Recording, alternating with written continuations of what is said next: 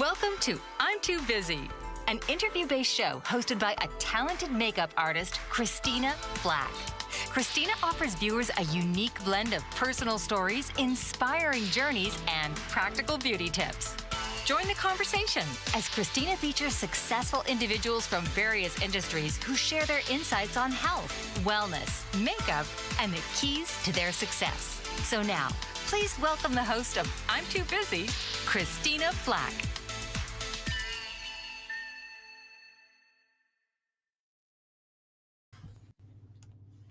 Hello, I'm Christina Flach, and I'm Too Busy. Welcome to another exciting episode where I bring you insights with industry leaders who are making waves in their fields. Today, we have a very special guest who's revolutionizing the world of aesthetic and regenerative medicine. Please join me in welcoming Dr. Skylar Ulrich. Hello.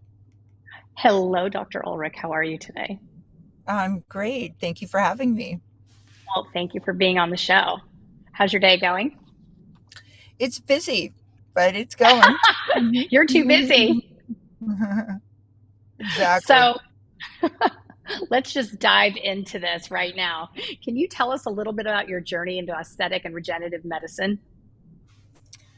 Well, I'm originally an ER doctor, and I then started doing concierge medicine when, after I was done working in the ER, I joined a concierge practice, and then a friend of mine who was working in a med spa asked if I would like to be the medical director at the med spa.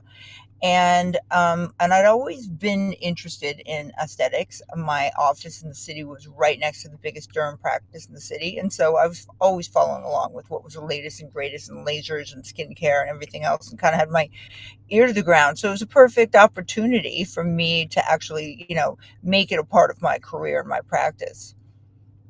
Do you miss being an ER doctor? Yes and no.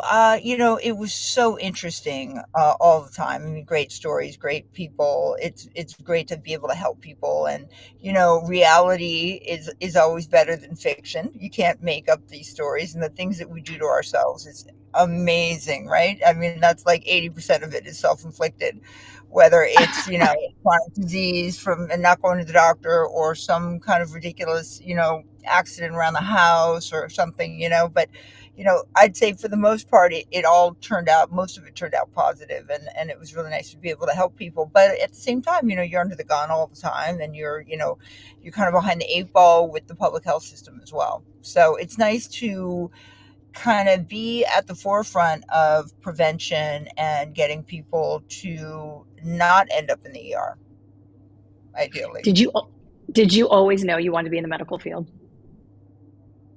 No, I didn't. I mean, I kind of went into it accidentally. A friend of mine in college, actually, it was the summer between my freshman and sophomore year, and we had to pick our major, and I didn't know what I wanted to pick. I knew I loved science, but I thought I was going to do marine biology, but you're not doing that at Harvard. And I hadn't really thought about that, I hadn't really looked through the curriculum when I decided to go there. And so she's like, her dad was an orthopedic surgeon, so she understood the whole pre-med thing. I had no idea. There's no doctors in my family. She was like, why don't you just do pre-med with me? And I was like, oh, okay. And we just sat there and picked my classes, and that's how it went. Oh my God. What kind of a doctor is she today? Or is she a doctor? She surprisingly is a dermatologist. She's excellent. Dr. Jessica Krant. She has a very busy practice, busy again, there's that word, in New York City. She's excellent. She has her own podcast on skin as well. Oh, that's fantastic. You offer a wide variety of services, from body contouring to IV hydration therapy. How do you approach creating personalized treatment plans for your patients?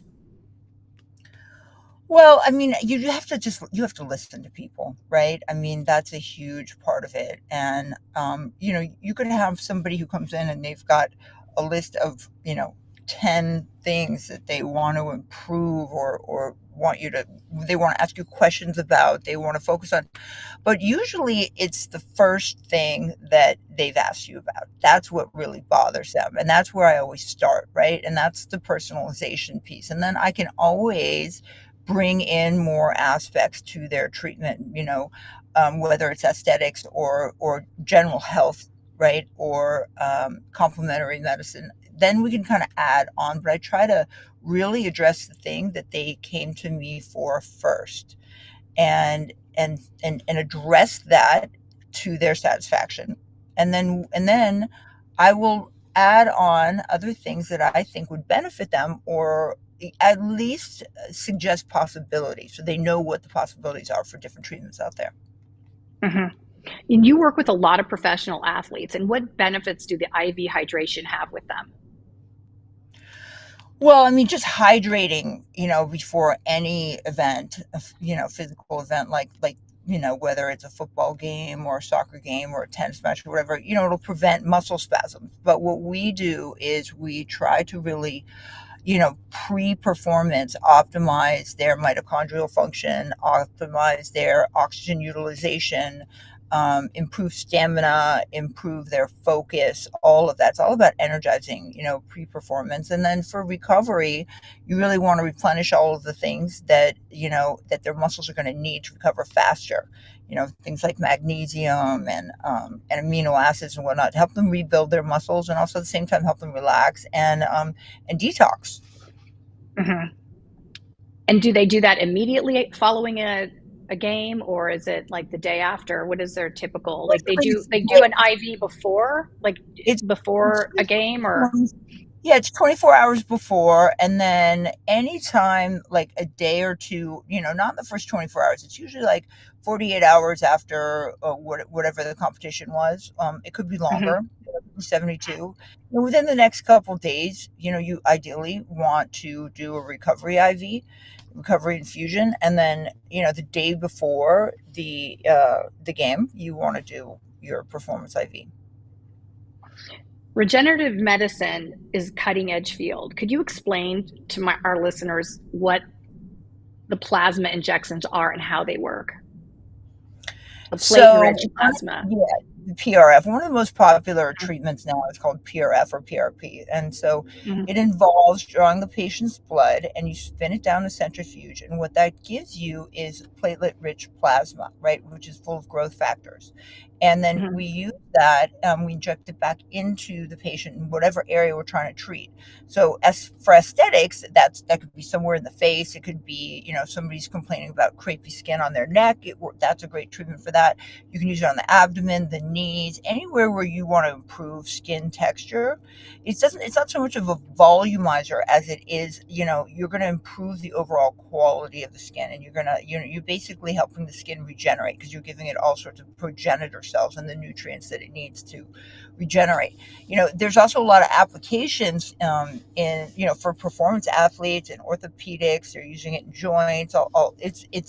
It's got amazing applications through a wide range of different fields of medicine. And what do you see it mostly? Do your athletes do that as well, or is this more of a cosmetic thing that you typically No, use on your patients? some of them have done it for sure, and I know that there's a lot of orthopedic surgeons that use it routinely in the OR when they're doing surgery. It's as sort of like the last step, to kind of help boost recovery, right? Improve the outcome, make everything heal quicker. And how much quicker typically? Is it like a That's not 25%, or is there really. is there a statistic on that? I'm sure there are studies. I couldn't quote them for you, but overall, it's pretty widely accepted as a standard of practice that Mhm. everyone's going to heal better and have better outcome if the PRF is involved, or PRP. That's amazing. So what are your thoughts on supplements? I think supplements are great. I think it's really important to know, which brands are Mhm. the best, honestly, and to figure out or have someone help you figure out what exactly it is that you need. Otherwise, you could be taking like a whole cup full of supplements every day, and it's like that's just not going to benefit you, especially like if it's just too much and it's too hard to take. People, you're not going to be compliant. It's just going to be gross, right? Who's going to take that many supplements? So you have to focus on what you really need, and that can shift at different times, and you can definitely add things in and take things out. But some of the most important supplements, I think, are the omega-3s. Everybody pretty much knows that at Mhm. this point. N-acetylcysteine, magnesium, B vitamins. A lot of it depends on how busy you are, again, right? What your Getting schedule is. busy. whether if you're traveling a lot, you might need different things. If you have issues with sleep, you're going to need different supplements. If you've got issues with jet lag, you're going to need different supplements. So, it's very customized, but there's a lot of great information out there and a lot of great supplements. There's a couple of brands that are my go-to that I routinely recommend. And I think that they're easy to take. Why not? Right. And we know that they're clinically effective. Right. It's consistency is a big factor, don't you think? I mean, people don't seem to be consistent with their diet, their hydration, their supplement taking, even their exercise. And you and I have discussed it so many times that the most important thing is just the consistency of taking the vitamins, because they're not going to work if you take them once a week or every month, right? Right. Definitely not.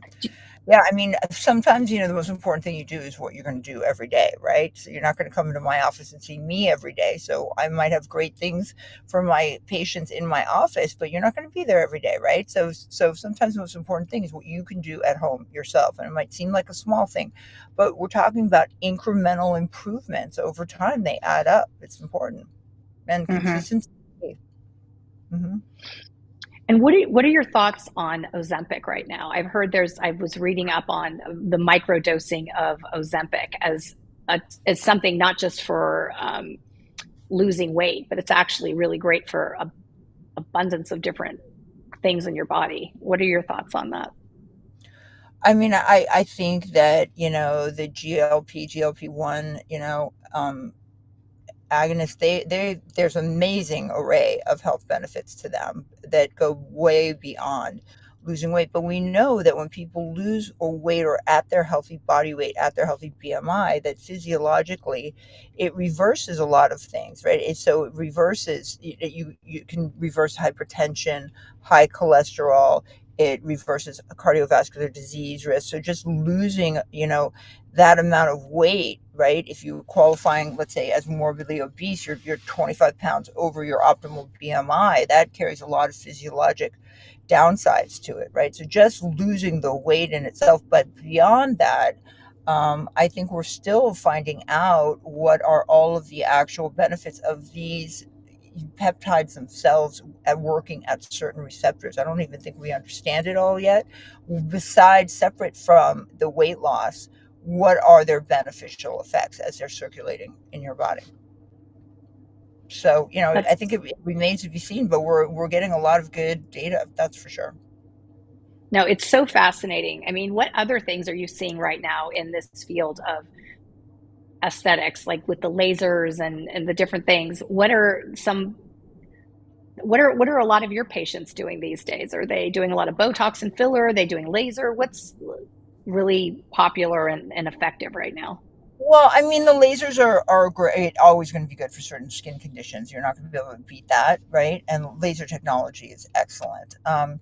I'd say that the PDO threads, the thread lifts, have become really, really popular, and also the PRF has become very popular as people are trying to go more for the quote natural look and get away from some of the overfilled look, and people are really like gravitating towards that because for that reason.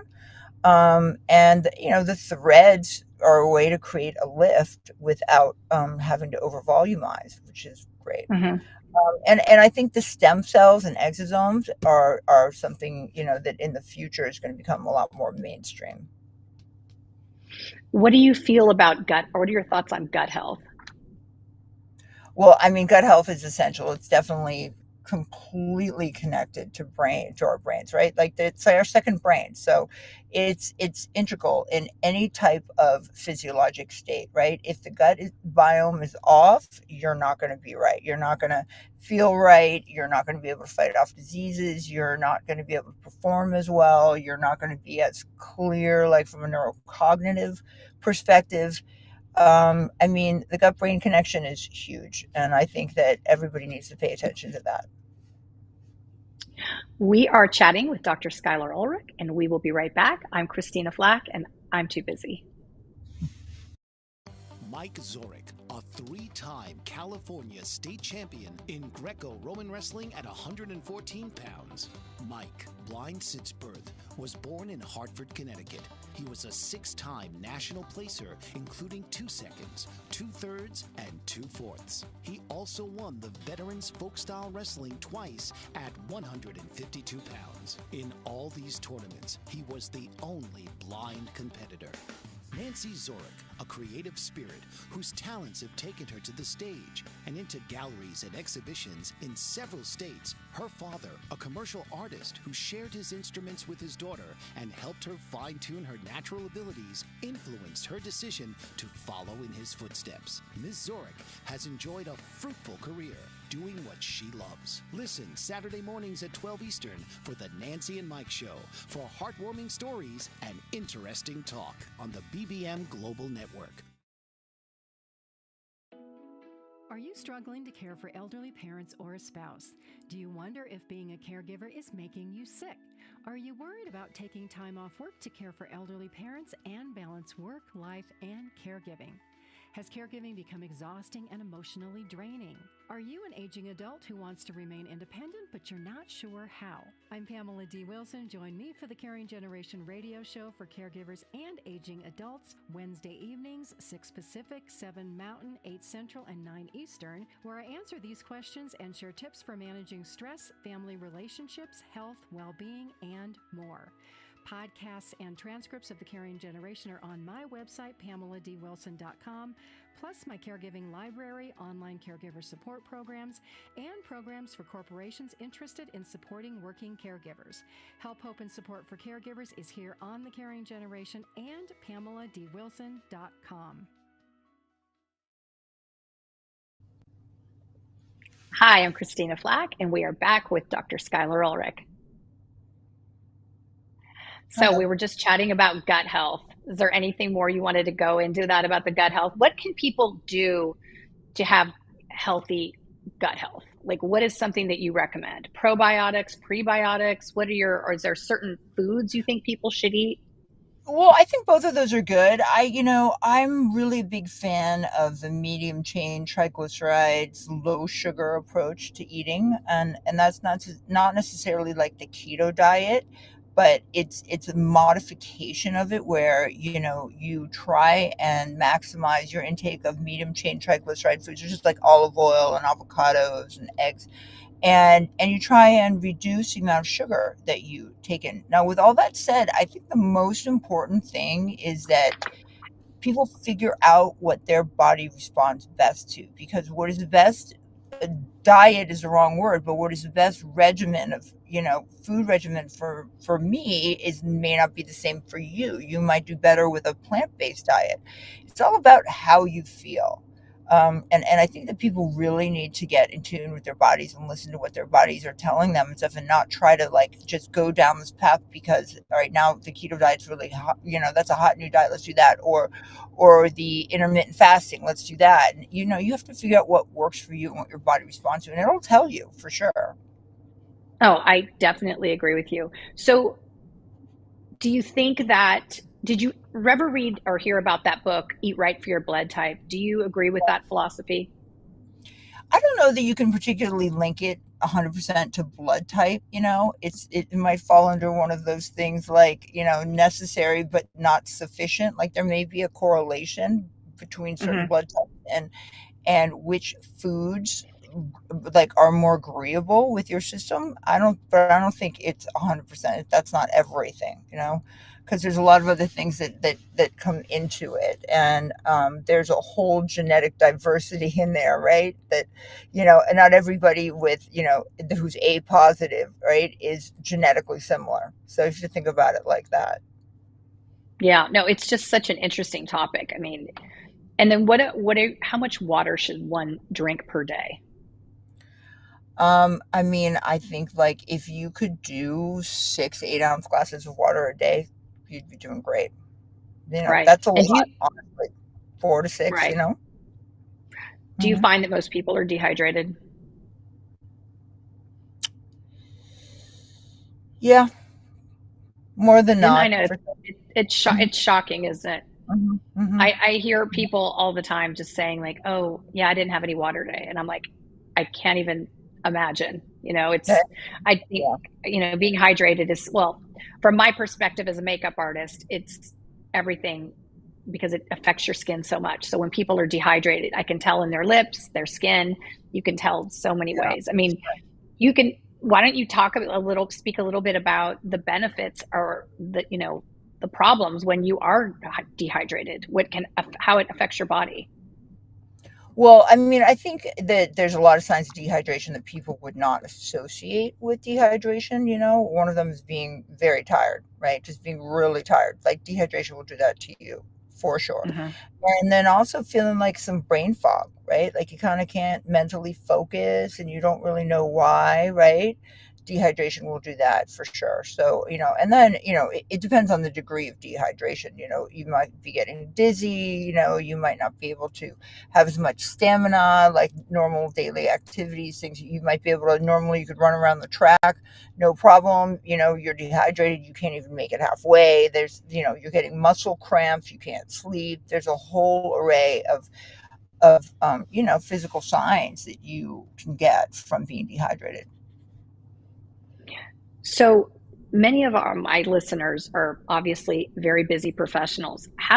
What do you think is the benefit with the concierge medical model that you offer? Like, what is the difference between that and, going to a normal doctor? I mean, it's a doctor, obviously, but.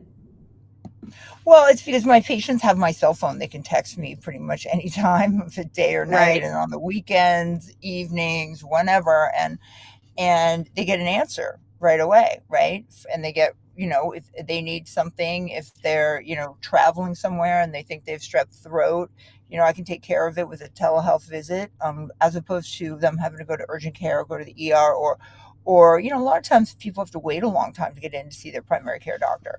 And if that doctor has a certain number of patients they have to see in a certain amount of time during the day, they're not going to have a lot of time to spend with each patient and answer all of their questions. And that's where I think that things slip through the cracks, right? Mm-hmm. And get addressed. So that's where, having a concierge doctor who you're obviously paying more. You're paying more out of pocket, but you're paying for access.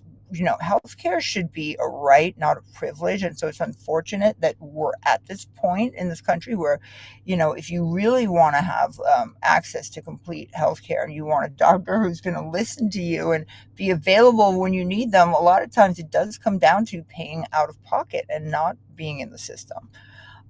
So, I would look forward to a time when we could correct that, and on a nationwide basis. But for now, I think that people need to seek out a doctor who has enough time to listen to them and who's available and is going to pick up the phone. Mm-hmm. So you're known for having a very calming and relaxing environment. And I know because I am one of your patients.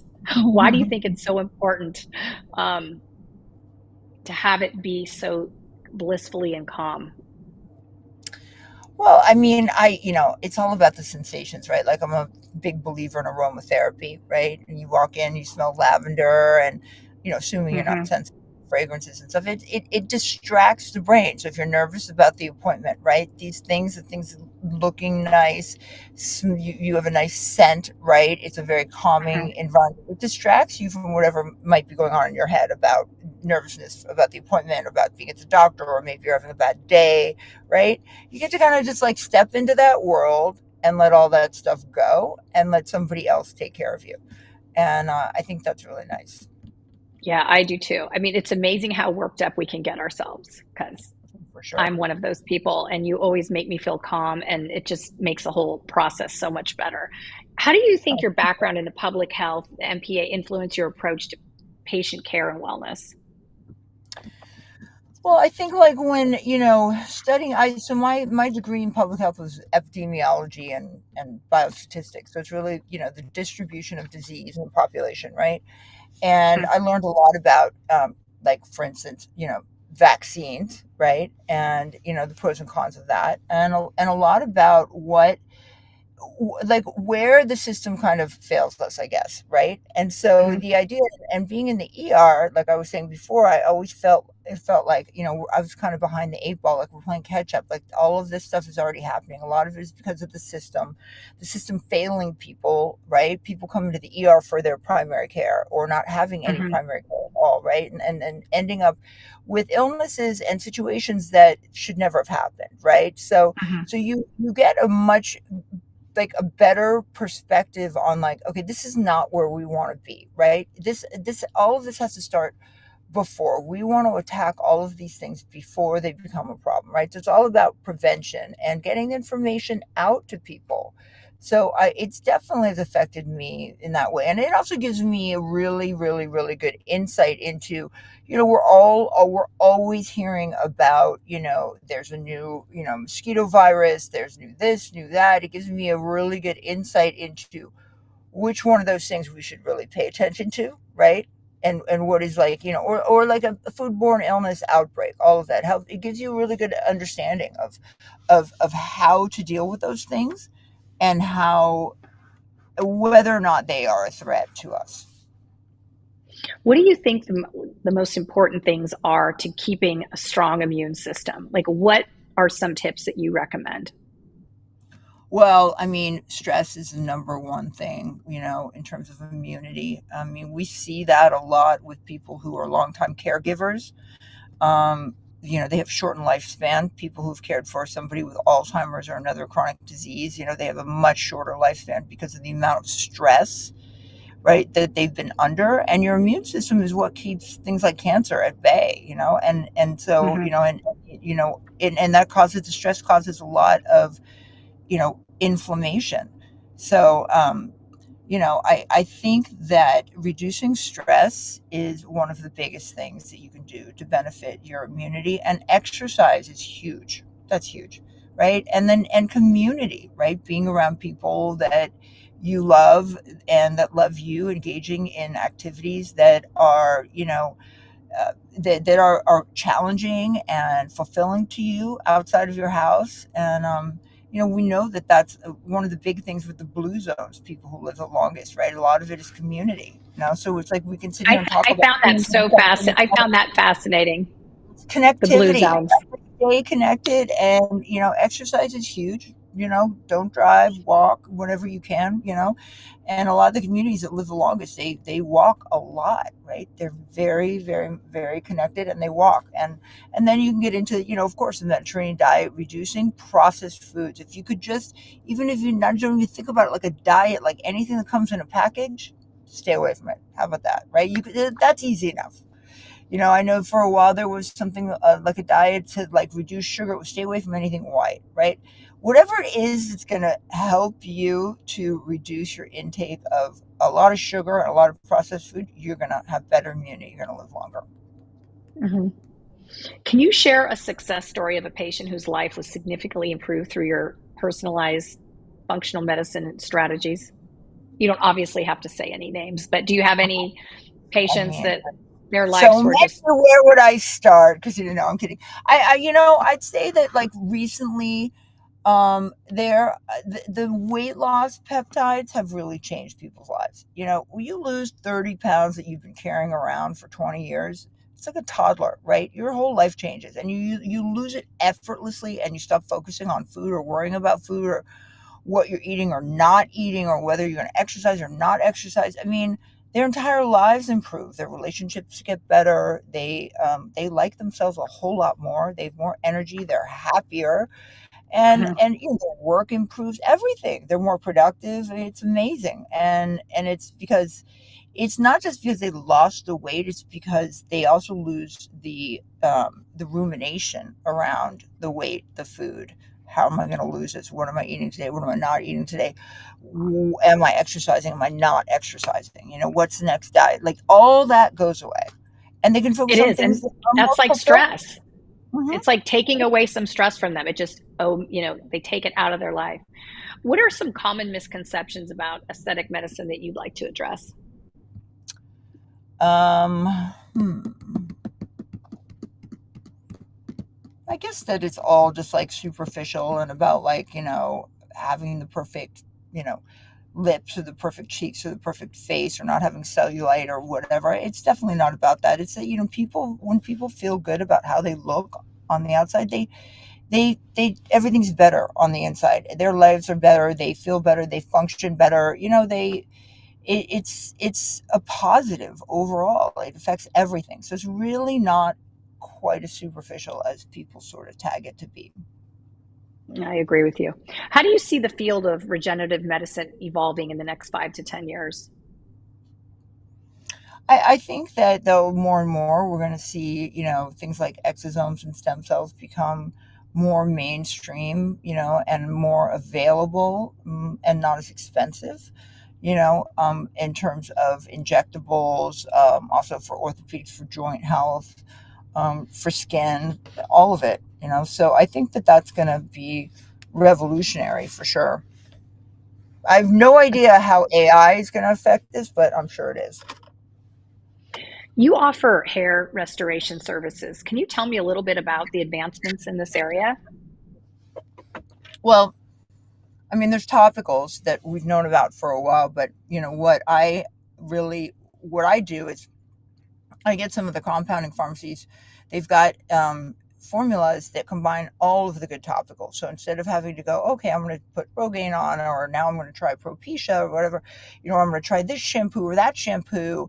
They'll put, all the ingredients that we know are effective, things like, bimatoprost, minoxidil, finasteride, ketoconazole. They'll put all of it together in one serum so you get the benefits of all of it at one time. And I think that that's been, the compounding pharmacies are really coming to the forefront now, and I hope it continues.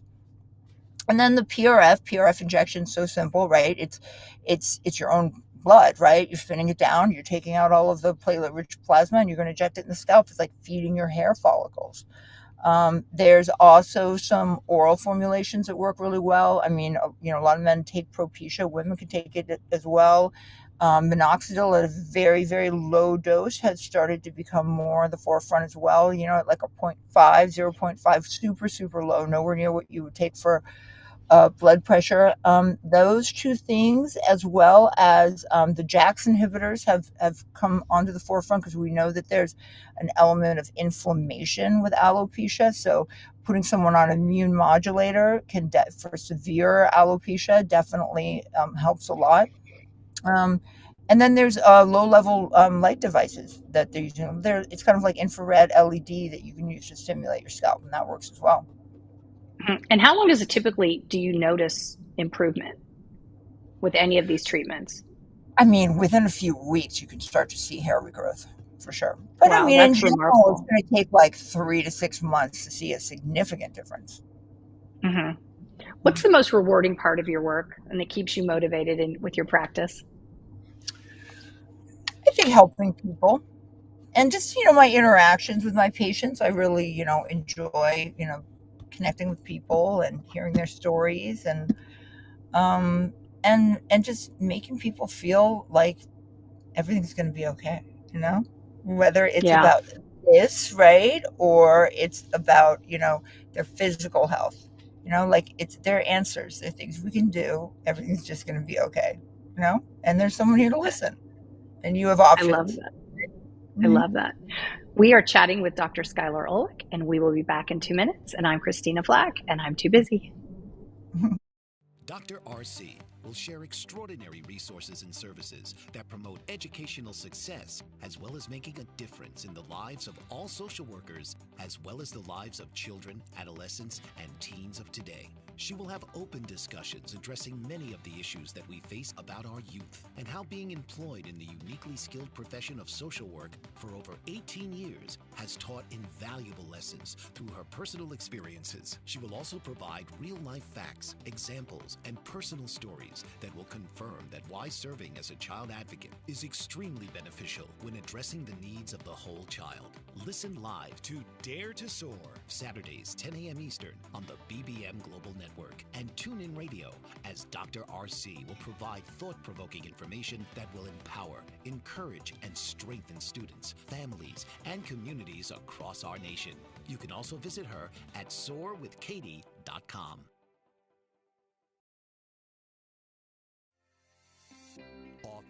Radio show host and coach John M. Hawkins reveals strategies to help gain perspective, build confidence, find clarity, achieve goals. John M. Hawkins' new book, Coached to Greatness, Unlock Your Full Potential with Limitless Growth, published by iUniverse. Hawkins reveals strategies to help readers accomplish more. He believes the book can coach them to greatness. Hawkins says that the best athletes get to the top of their sport with the help of coaches, mentors, and others. He shares guidance that helps readers reflect on what motivates them, rediscover and assess their core values, philosophies, and competencies, find settings that allow them to be the most productive, and track their progress towards accomplishing goals. Listen to John Hawkins' My Strategy, Saturdays, 1 p.m. Eastern on the BBM Global Network and TuneIn Radio. Hello, I'm Christina Flach, and we are back with my guest, Dr. Skylar Ulrich. So Hello do you again. hello, my friend. Do you incorporate Eastern and Western practices with your patients? Or are there any that you kind of... I mean, it's hard to say, because you could say like a lot of this stuff with the supplements and whatnot, it's Eastern medicine, but not necessarily. I definitely support all of those practices. Chinese medicine, I think has a lot to offer. I often recommend acupuncture to my patients. I think, meditation has a lot of benefits. Obviously, all the supplements, different types of teas. There's a whole array of things that you can do, and also an array of different types of body work that I think works really well. Even yoga for some people. I think that protecting the skin from the sun is critical to keeping the skin from the harsh damages of sun. What do you recommend to your patients as far as protecting the skin? Vitamin C serum, sunscreen, hat glasses, or what other things do you see that to protect the skin from the sun? Because it is really does the most damage. Yeah, I mean, really all of the above. Vitamin C is great during the day, because there's a lot of UVA rays that are coming through, even when it's cloudy out, and that's a great antioxidant, and scavenging free radicals and whatnot. And then you just want to have a broad spectrum SPF. So you don't have to have like 60 SPF, but you want to at least have like 40. And I always recommend that it be a mineral SPF and not chemical if possible. Because a lot of people will react to chemical sunscreens. And the most important thing is finding one that you'll actually put on, right? And you should put it on every day, rain or shine, like brushing your teeth. You're just going to do it, right? People have to have one. People are worried about it's going to look chalky. It's uncomfortable. It smells weird. So the key is for people to find one that they like and stick with it. And how often do you recommend people reapplying sunscreen? Because that's always a problem for most people. They are like, oh, well, I put it on this morning, and they're, in Hawaii on the beach, and then they wonder why they're sunburned. If you're out on the beach, or doing physical activity outside, you want to reapply every couple of hours, especially if you're sweating. Right. What do you think the benefits are of Botox and fillers? Are there different types, under eye fillers? How long do they last? And how long does it take to see the results of Botox and fillers? I would say Botox is about a week for it to kick in. Fillers are immediate. There's a settling time of, you can be a little bit swollen, a little bit bruised. They have to integrate into the dermis. So, sometimes depending on the area, you need to let it settle. Could be a week or two. Sometimes it's up to a month before they really look the way they're going to look. But Botox is a week before it kicks in, 10 days at the most for a total effect. And how long do they typically, they change now? They have so many different fillers now. It's so fascinating, like the longevity of them, the texture of them. Like, are there any that people that should know about that are particularly good or that last longer? You know what? I think that they're all pretty equally good. It just depends on the thickness that you need, and whether some of the fillers are cross-linked, others are not. Some people have a particular preference. They think maybe they had in the past reacted poorly to one of them. Some of them are associated more with a little bit of angioedema, especially like post-vaccination, flu vaccine, COVID vaccine, whatnot. But really, it should be up to the practitioner looking at the anatomy of the patient's face and picking the right thickness and G prime and behavior of the filler that's right for that area and for that patient. Mm-hmm. Are facelifts a thing of the past, or are people doing them as much now? Yeah. Oh, that's still very popular for sure. Yeah, Are they and as they invasive as they used to be? Because I've saw some people like getting them before, and it was horrific. Just well, to if see you how. do like a deep plane facial, it's more invasive. I think that it became more of a trend to do sort of more superficial, like re-anastomosis of the skin, repositioning of the skin to the SMAS, which is a layer on top Mhm, of the muscle, and that was had less of a recovery time and was a very mhm, natural look, but maybe doesn't last quite as long because it's not down at the deeper plane. So, but mhm, people, facelifts are still just as popular, I think.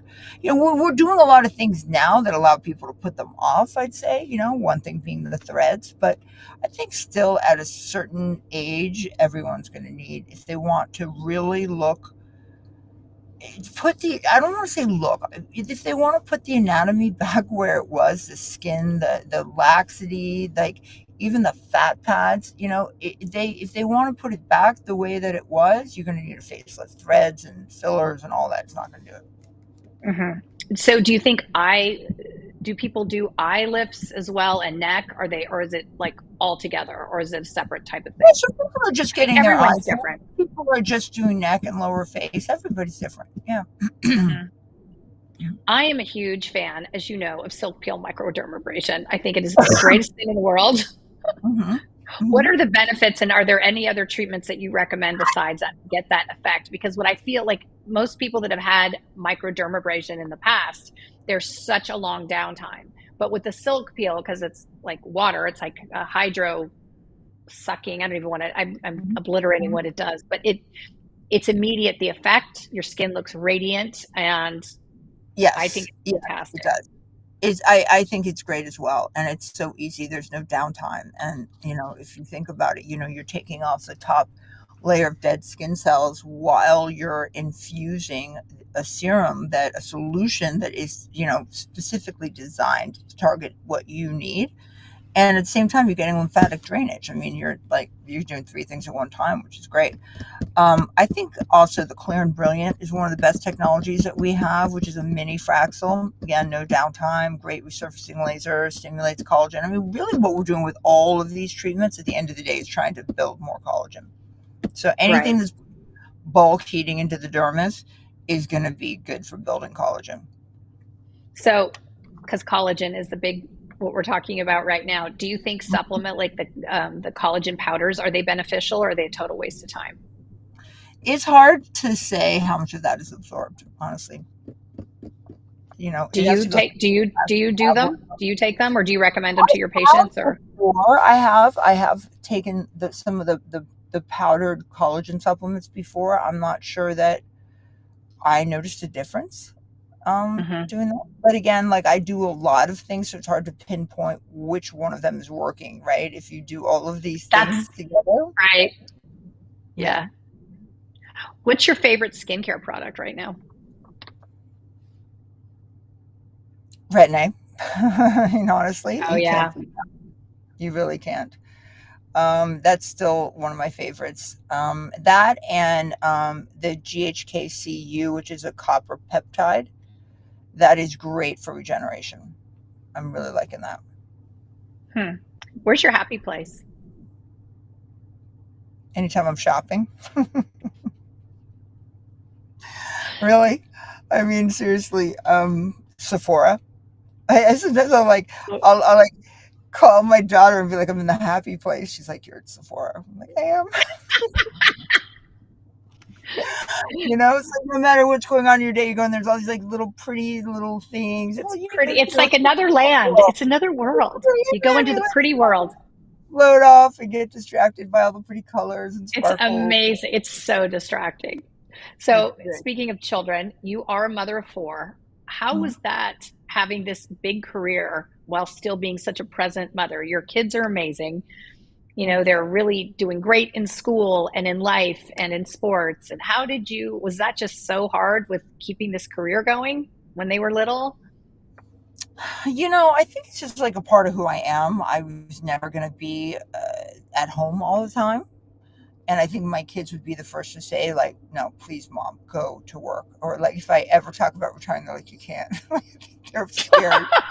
The day that I'm like actually like this brain is on full force focused at home. They're like, scare me. No, no, you're not doing that. Go. Um, yeah, I mean, I need to have something that I need to be able to like be moving forward and, creating, and, we got to change the world, right? So you Got to can do make the that. world a better place. Yeah, and you can do that and still have kids. You don't have to be home with them all the time. The kids are like, they pretty much take care of themselves, I gotta say. Like, I had a lot of help when they were younger, and I was able to relinquish that control, right? So you got to know yourself. I didn't have a problem having, the it takes a village mentality, right? But with that, you do relinquish a little bit of control about how things go. Even running the tightest ship, you're not there, and other people are making decisions when you're not there. So you have to be okay with that. And I was, and I'm very grateful for all of the amazing caregivers who helped to raise my kids with me, and it enabled me to Right. keep my career going. Because then when they leave the nest for good, I have that, and I just keep going. It's not like, oh, what am I going to do now? I raise my kids and I have to reinvent myself, right?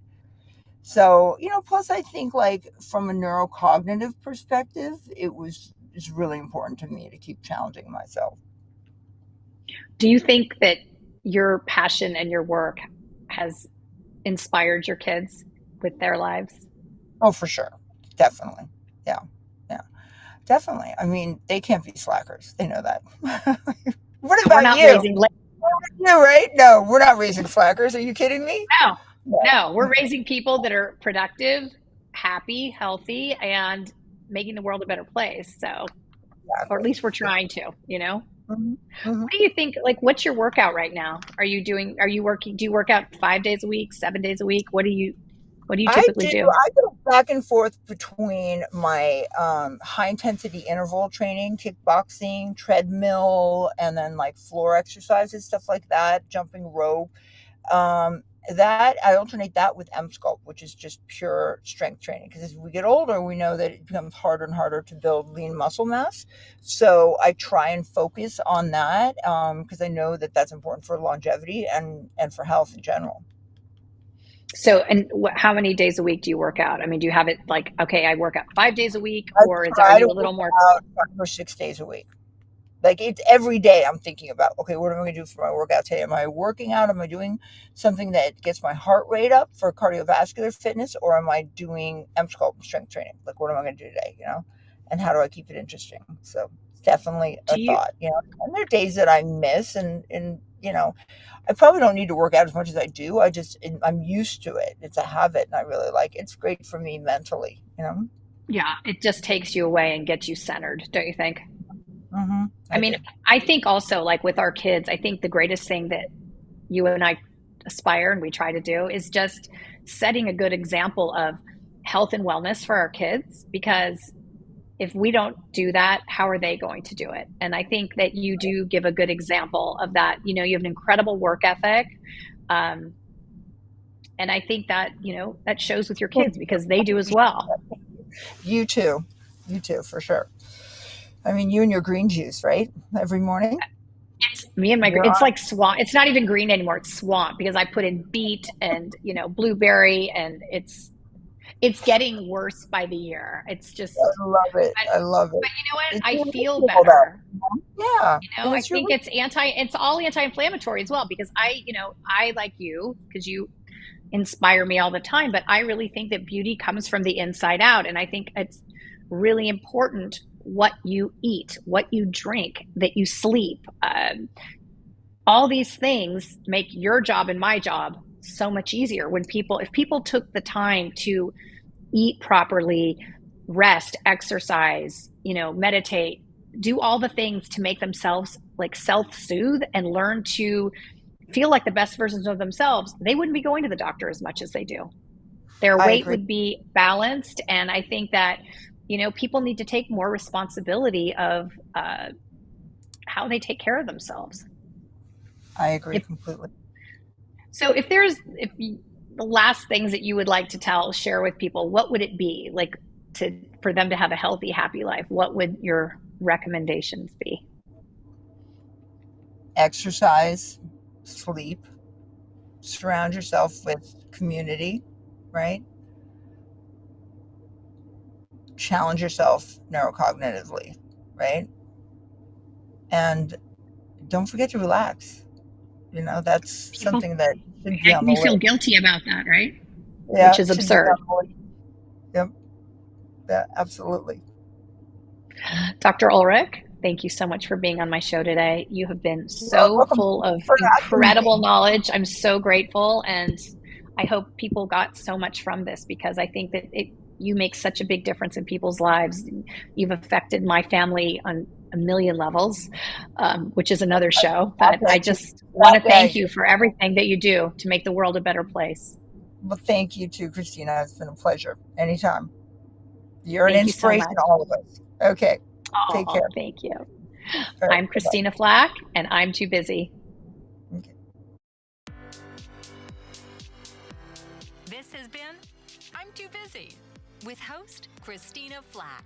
Tune in each week as Christina approaches the concept of success holistically, recognizing that achievement is not solely measured by financial triumphs, but also by maintaining a healthy work-life balance and focusing on self-care.